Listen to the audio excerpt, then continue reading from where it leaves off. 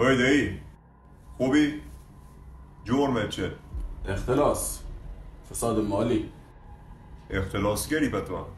کدوم قسمت که شاکیت بوده؟ ادارات برق، وزارت نیرو شاکی میره. هم جرمی پر.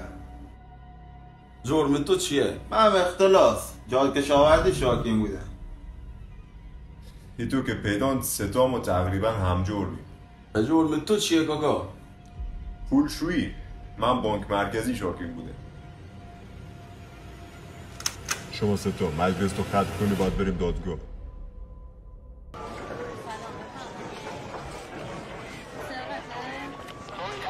اسامی که خونده عبی دستبند چو بزنی واری دادگاه به نام رنجبری جرم سرقت کابل برق وزارت نیرو در چه بود؟